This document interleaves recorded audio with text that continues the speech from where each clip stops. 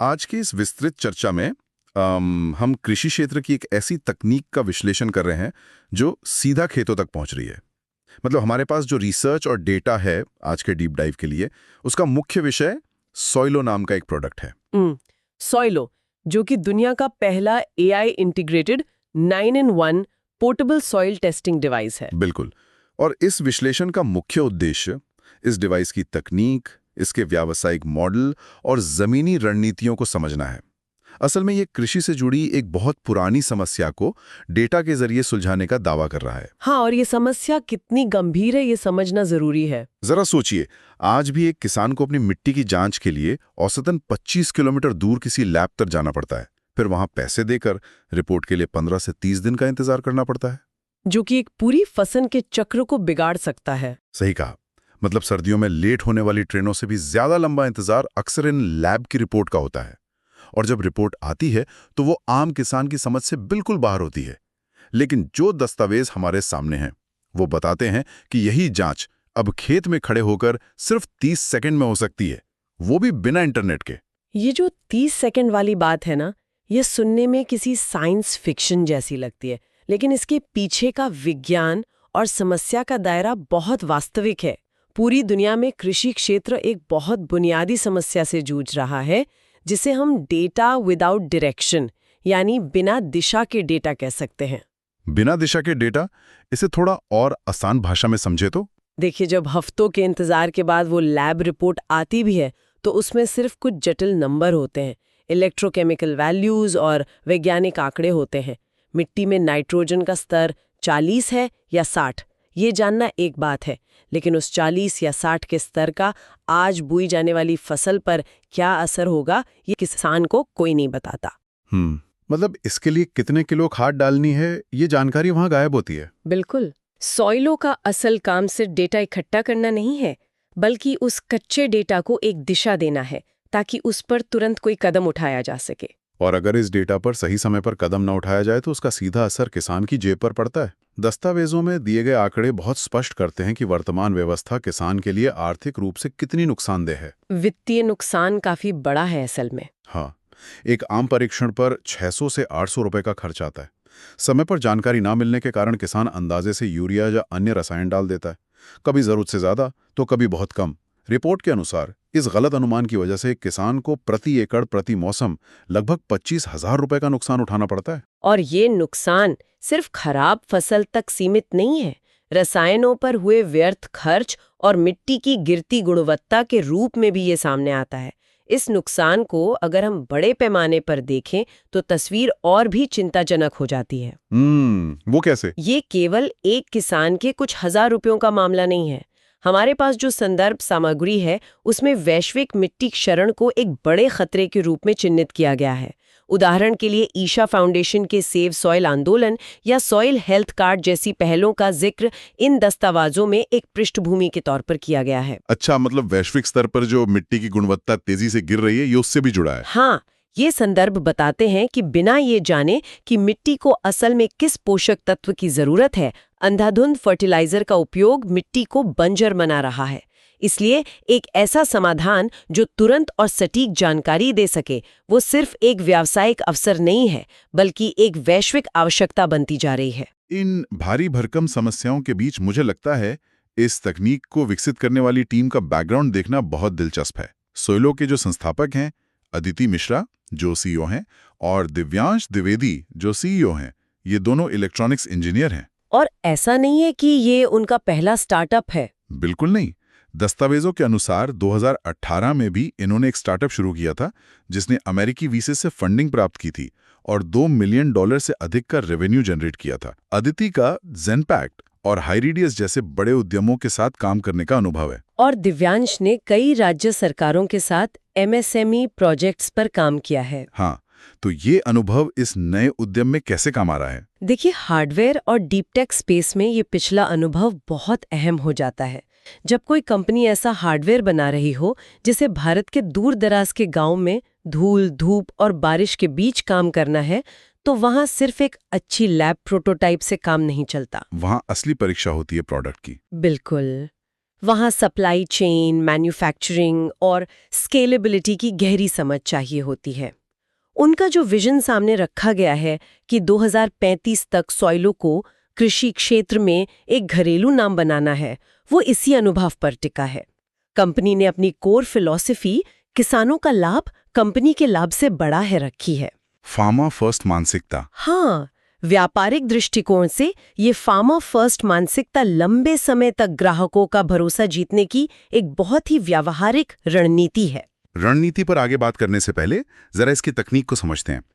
कागज पर जो दावा किया गया वो किसी जादू से कम नहीं लगता। एक बीकर में मिट्टी और थोड़ा पानी मिलाना है या डिवाइस को सीधे खेत की मिट्टी में लगाना है, बटन दबाना है और सिर्फ 30 सेकंड में नतीजे स्क्रीन पर। सुनने में बहुत सरल लगता है। वही तो, क्या वाकई ये इतना आसान है? लैब में तो कई तरह के केमिकल टेस्ट होते हैं, फिर एक छोटा सा पोर्टेबल डिवाइस 30 सेकंड में 9 अलग-अलग पैरामीटर्स कैसे माप सकता है? बल्कि मल्टी पैरामीटर इलेक्ट्रोकेमिकल सेंसिंग का एक बहुत ही उन्नत उपयोग है। इलेक्ट्रोकेमिकल सेंसर्स मिट्टी में मौजूद विशिष्ट आयनों के प्रति प्रतिक्रिया करते हैं। अच्छा, मतलब वो आयन्स को रीड करते हैं। हाँ, जब डिवाइस को मिट्टी के घोल में डाला जाता है तो इसके सेंसर्स मिट्टी के इलेक्ट्रिकल और केमिकल गुणों को पढ़ते हैं।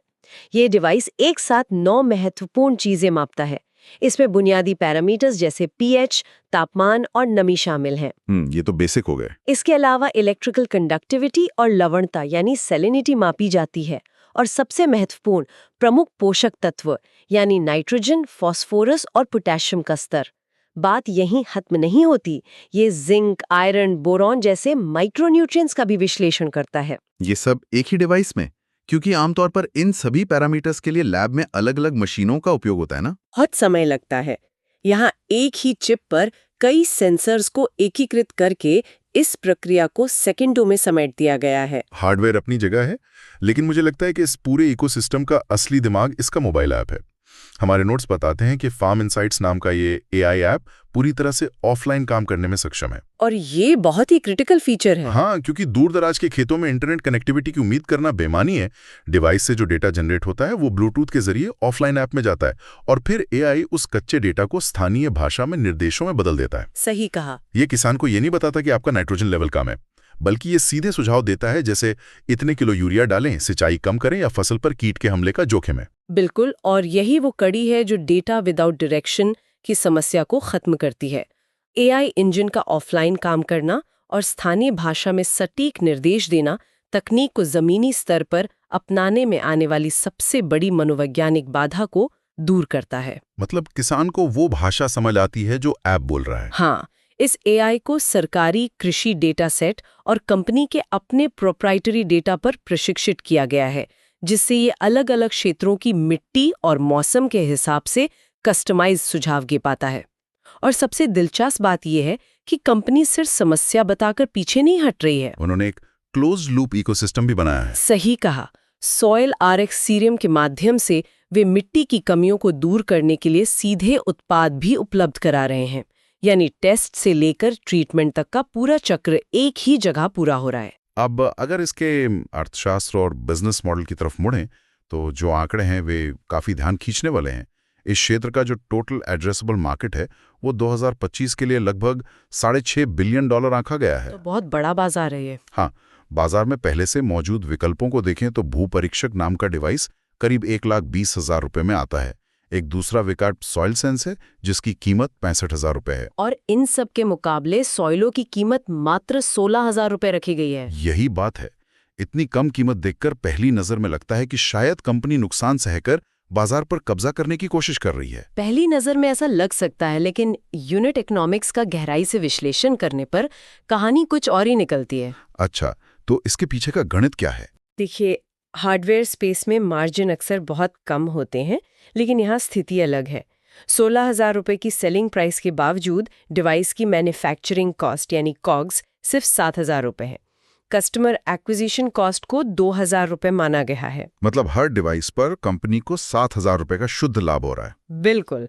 हार्डवेयर की दुनिया में 75% का ग्रॉस मार्जिन मिलना एक बड़ी उपलब्धि है और ये कंपनी की सप्लाई चेन और डिजाइन एफिशिएंसी को दर्शाता है। और शायद इसीलिए इसका लाइफ टाइम वैल्यू भी काफी दिलचस्प है। हाँ, इसके अतिरिक्त एक ग्राहक की 3 साल की लाइफ टाइम वैल्यू 30,000 रुपए से अधिक आंकी गई है, क्योंकि किसान ऐप के जरिए लगातार सीरम और अन्य समाधान खरीदते रहते हैं। रेवेन्यू जनरेट करने के लिए कंपनी ने 3 अलग-अलग रास्ते अपनाए हैं। पहला है डायरेक्ट सेल्स, जहां डिवाइस सीधे किसानों या एग्री संस्थानों को बेचा जाता है। और दूसरा रास्ता क्या है? दूसरा है पे पर टेस्ट मॉडल, जहां किसान को डिवाइस खरीदने की जरूरत नहीं है, वो सिर्फ एक बार के टेस्ट के लिए भुगतान करता है। और तीसरा, जो 2028 तक का उनका विजन है, वो है सॉइल इंटेलिजेंस। ये सॉइल इंटेलिजेंस वाला हिस्सा बहुत महत्वपूर्ण है। हाँ, जब पूरे देश से हजारों टेस्ट का डेटा इकट्ठा हो जाएगा, तो वो मैक्रो लेवल डेटा अपने आप में एक बहुत बड़ा एसेट बन जाएगा, जिसे बड़ी एग्री कंपनीज या रिसर्च संस्थानों को मोनेटाइज किया जा सकता है। इन तीनों में से जो पेपर टेस्ट मॉडल है, वो इस तकनीक के बड़े पैमाने पर फैलने की सबसे बड़ी वजह बन सकता है। भारत में हर किसान 16,000 रुपए का उपकरण नहीं खरीद सकता, लेकिन सीजन की शुरुआत में अपनी मिट्टी की जांच के लिए कुछ 100 रुपए खर्च करना उसके लिए एक बहुत ही तार्किक और फायदेमंद निवेश है। ये एक व्यवहारिक समाधान लगता है। ये मॉडल कंपनी के लिए एक रेकरिंग रेवेन्यू या रोजाना का कैश फ्लो भी सुनिश्चित करता है, जो किसी भी हार्डवेयर स्टार्टअप के सर्वाइवल के लिए जरूरी है। इस पे पर टेस्ट मॉडल को जमीन पर उतारने के लिए 5 मार्च 2026 से शुरू होने वाली एक पूरी ऑपरेशनल प्लेबुक तैयार की गई है। इस प्लेबुक का लक्ष्य हर दिन कम से कम 25 टेस्ट करना है। 25 टेस्ट रोजाना? ये तो एक बड़ा लक्ष्य है। बिल्कुल, लेकिन ये इतना आसान नहीं है। ग्रामीण इलाकों में एक दिन में 25 खेतों तक पहुंचना और टेस्ट करना लॉजिस्टिक्स के हिसाब से एक दुष्स्वप्न हो सकता है। कोई भी कंपनी अपनी इन हाउस टीम से ये काम पूरे देश में नहीं करवा सकती। इसी लॉजिस्टिक चुनौती को हल करने के लिए जो पार्टनरशिप रणनीति अपनाई गई है, वो काफी व्यवहारिक है। वे स्थानीय एफपीओज और ग्रामीण एजेंटों के साथ साझेदारी कर रहे हैं। ये एफपीओ कैसे काम करते हैं उसमें? इन स्थानीय भागीदारों को हर टेस्ट पर 10 से 15% यानी करीब 60 से 90 रुपए का कमीशन दिया जाता है। चूंकि एफपीओ का स्थानीय किसानों के साथ पहले से ही एक भरोसे का नेटवर्क होता है, इसलिए ये मॉडल कंपनी की पहुंच को तेजी से बढ़ाता है। लेकिन जमीनी स्तर पर काम करते समय कागजी रणनीतियां अक्सर फेल हो जाती हैं। इस प्लेबुक में उन संभावित रगड़ या फ्रिक्शन पॉइंट्स का भी जिक्र है, जो इस मॉडल को पटरी से उतार सकते हैं। किस तरह के फ्रिक्शन पॉइंट्स? सबसे बड़ी चुनौती है किसान का उस छोटे से डिवाइस पर भरोसा कायम करना। एक किसान जो सालों से सरकारी मुहर वाली रिपोर्ट देखता आया है, वो तुरंत 600 रुपए देकर इस नए उपकरण पर विश्वास क्यों करेगा? ये तो है, मनोवैज्ञानिक बाधा तो आती ही है। इसके समाधान के रूप में किसी भी नए इलाके में दिन के पहले 5 टेस्ट मात्र 499 रुपए के प्रमोशनल प्राइस पर किए जाएंगे। जब कुछ किसान लाइव स्क्रीन पर 30 सेकंड में नतीजे और स्थानीय भाषा में अपनी फसल के लिए सुझाव देखेंगे, तो जो माउथ पब्लिसिटी होगी वो अपने आप बाकी किसानों को आकर्षित करेगी। भरोसा जीतने के साथ साथ ऑपरेशंस में एक बहुत बड़ा तकनीकी जोखिम भी छिपा है। एक टेस्ट की पूरी प्रक्रिया, जिसमें मिट्टी का सैंपल लेने से लेकर ऐप पर रिपोर्ट जनरेट होने तक का काम शामिल है, उसमें लगभग 10 से 12 मिनट लगते हैं। इसका मतलब है कि 25 टेस्ट के लिए 5 से 6 घंटे का लगातार काम। हाँ, लेकिन असली जोखिम सेंसर्स की सफाई का है। अगर हर टेस्ट के बाद इलेक्ट्रोकेमिकल सेंसर्स को डिस्टिल्ड या साफ पानी से ठीक से नहीं धोया गया, तो पिछली मिट्टी के आयन अगली जांच के डेटा को पूरी तरह से गलत कर देंगे। और एक गलत रिपोर्ट किसान के उस भरोसे को हमेशा के लिए तोड़ सकती है। बिल्कुल। इस मानवीय चूक को रोकने के लिए हर एजेंट के लिए एक सख्त क्लीनिंग चेकलिस्ट और साफ पानी की किट साथ रखना अनिवार्य किया गया है। यह प्रोटोकॉल डेटा की सटीकता के लिए गैर समझौतावादी है। एक और व्यावहारिक समस्या जो अक्सर ऐसे रूरल ऑपरेशंस में आती है, वो है पैसों की हेराफेरी या कलेक्शन में देरी। एजेंटों के पास नकद जमा हो जाने से हिसाब किताब बिगड़ जाता है। तो इसके लिए क्या समाधान निकाला है इन्होंने? इस जोखिम को खत्म करने के लिए सोइलो ने रोजाना यूपीआई सेटलमेंट को अनिवार्य कर दिया है। टेस्ट हुआ, किसान ने सीधे यूपीआई से भुगतान किया और रोज का हिसाब रोज खत्म। कोई साप्ताहिक क्रेडिट सिस्टम नहीं। ये बहुत स्मार्ट कदम है। हाँ, ये वित्तीय अनुशासन ही किसी भी स्टार्टअप को लंबी अवधि तक टिके रहने में मदद करता है। यह दर्शाता है कि संस्थापकों ने केवल तकनीक पर ध्यान नहीं दिया है, बल्कि भारत के ग्रामीण परिवेश के उस घर्षण को भी समझा है जो अच्छे प्रोडक्ट्स को फेल कर देता है। और इस पूरी तैयारी का असर उनके वर्तमान ट्रैक्शन डेटा में साफ देखा जा सकता है। आज 25 फरवरी 2026 तक के जो आंकड़े सामने आए हैं, वे बताते हैं कि बाजार इस समाधान को स्वीकार कर रहा है। ट्रैक्शन के आंकड़े सच में बहुत कुछ कहते हैं। दिसंबर 2025 से अब तक 400 से ज्यादा डिवाइस बुक हो चुके हैं और 214 डिलीवर भी किए जा चुके हैं। जो बात सबसे ज्यादा चौंकाती है वो ये है कि इन ऑर्डर्स का 60% हिस्सा केरल से आ रहा है और 35% उत्तर प्रदेश से, बाकी एनसीआर से हैं। केरल और यूपी जैसे भौगोलिक और कृषि के लिहाज से एकदम अलग राज्यों से यह डिमांड आना यह साबित करता है कि यह डिवाइस अलग-अलग तरह की मिट्टी और फसलों के लिए कारगर साबित हो रहा है। घरेलू ट्रैक्शन अपनी जगह है, लेकिन इस स्टार्टअप की कहानी में एक बहुत बड़ा मोड़ वैश्विक विस्तार के मोर्चा पर भी आया है। हाँ, हाल ही में सऊदी अरब की राजधानी रियाद में आयोजित बिबान 2025 में सोइलो ने भारत का प्रतिनिधित्व किया। अंतर्राष्ट्रीय मंच पर इस तकनीक का प्रदर्शन महज एक पीआर इवेंट नहीं था, इसके ठोस व्यावसायिक नतीजे निकले हैं। वो कैसे नतीजे? दस्तावेजों के अनुसार वहां उन्हें 5,000 डिवाइस का ऑर्डर और 10 करोड़ रुपए से अधिक का निवेश प्राप्त हुआ है। बात यहीं नहीं रुकी, सऊदी सरकार ने इस तकनीक की क्षमता को देखते हुए उन्हें वहां अपना आधिकारिक कार्यालय खोलने का निमंत्रण भी दिया है। ये तो बहुत बड़ी बात है। मध्य पूर्व के देशों में जहां खाद्य सुरक्षा और बंजर जमीन का प्रबंधन एक राष्ट्रीय प्राथमिकता है, वहां ऐसी तकनीक का महत्व बहुत बढ़ जाता है। इसके अलावा अमेरिका की कंपनी के साथ भी 1000 डिवाइस की साझेदारी हो चुकी है और थाईलैंड के बाजार में प्रवेश के लिए बातचीत चल रही है। इन बड़े ऑर्डर्स को पूरा करने के लिए मैन्युफैक्चरिंग क्षमता को बढ़ाना अब सबसे बड़ी प्राथमिकता है। तो इसके लिए फंड्स की जरूरत तो होगी ही। बिल्कुल। इसके लिए कंपनी वर्तमान में 80 लाख रुपए जुटाने की प्रक्रिया में है। यह भी ध्यान देने योग्य है कि इस डीप टेक पहल को पहले ही उत्तर प्रदेश सरकार की सीएम युवा योजना और अन्य डीप टेक ग्रांट्स के जरिए शुरुआती वित्तीय समर्थन मिल चुका है, जो इस तकनीक की प्रामाणिकता को और मजबूत करता है। इस पूरी चर्चा से जो मुख्य निष्कर्ष उभर कर आता है वो ये है कि बेहतरीन तकनीक अकेले दम पर कोई बदलाव नहीं ला सकती। सोइलो का उदाहरण ये साबित करता है कि जब डीप टेक को एक बहुत ही किफ़ायती प्राइस पॉइंट, एक टिकाऊ यूनिट इकोनॉमिक्स और ग्रामीण भारत की चुनौतियों को ध्यान में रखकर बनाए गए सख्त ऑपरेशनल प्रोटोकॉल के साथ, जैसे वो डेली सेटलमेंट और सेंसर क्लीनिंग वाली बात हमने की, कृषि के उस चौराहे को समझने के लिए बहुत उपयोगी है जहां नवाचार सीधे जमीन की उपज को प्रभावित कर रहा है। आज की इस चर्चा में हमने हार्डवेयर के मार्जिन से लेकर एआई के ऑफलाइन काम करने की क्षमता और जमीनी ऑपरेशंस की चुनौतियों तक हर पहलू को खंगाला। इस चर्चा को विराम देने से पहले इस पूरी तकनीक के विकास क्रम को देखते हुए एक बहुत ही गहरा सवाल जहन में आता है। आज एक छोटा सा डिवाइस 30 सेकंड में जटिल रासायनिक विश्लेषण कर रहा है और एआई तुरंत निर्णय ले रहा है।